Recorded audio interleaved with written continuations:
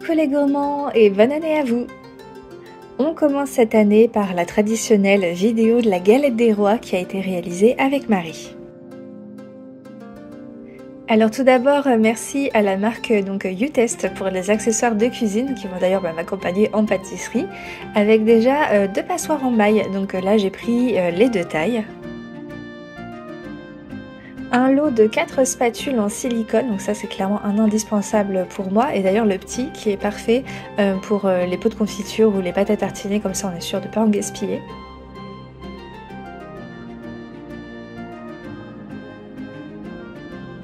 Et également, donc là c'est un kit complet de cups et de cuillères doseuses. Et je vous mets dans la description les liens directs des produits si jamais ça vous intéresse. Et également vous parler de Cocoa Square, qui est mon fournisseur officiel de chocolat chaud depuis plusieurs années. Donc j'ai repris mon classique, le cacao noisette, donc Hazel Late. Marie elle a choisi le cacao, cacahuète et caramel, donc on utilisera d'ailleurs tout à l'heure dans la galette. Et dans chaque commande il y a toujours un échantillon pour découvrir nos parfums, donc ici c'était fraise banane. Et puis j'ai eu un merveilleux cadeau de la part de la team de Cocoa Square, donc avec un cacao, avec des mini guimauves, donc c'était une édition limitée donc pour cet hiver. Donc là encore n'hésitez pas à aller sur leur boutique car vous avez en plus un bon d'achat de 20%. Et puis donc c'est des cacaos qui sont aromatisés, donc vous avez des fruités, des épicés, il y en a qui sont au miel également. Et puis le must c'est de pouvoir même composer soi-même son cacao en choisissant donc l'intensité, les arômes et lui donner donc un petit nom pour pouvoir en faire même une idée cadeau, pourquoi pas. Donc voilà, tous les liens sont dans la description. Donc retour avec la galette et les petites mains de Marie, et chaque année on fait une garniture différente.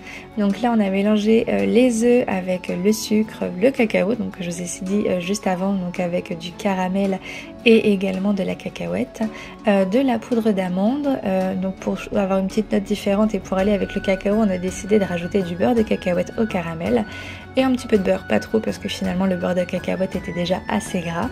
Et vous avez dans tous les cas la recette complète qui est en description pour avoir les quantités précises.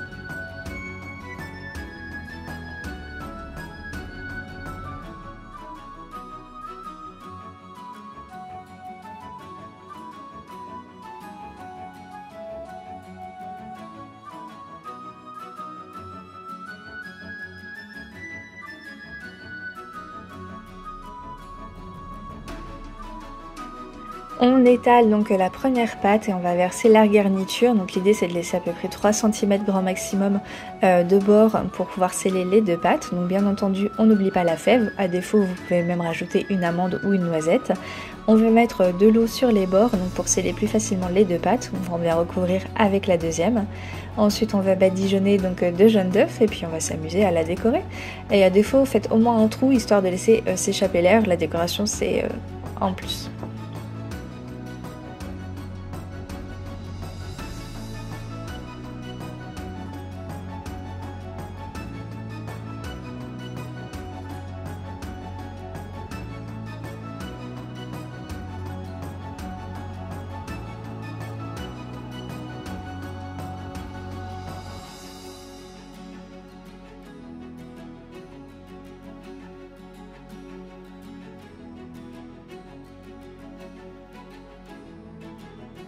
Pour la cuisson, ça va être dans un four qui est déjà préchauffé à 195 degrés et moi je l'ai mis pendant 28 minutes mais à surveiller entre 25 minutes et 30 minutes à peu près pour une galette.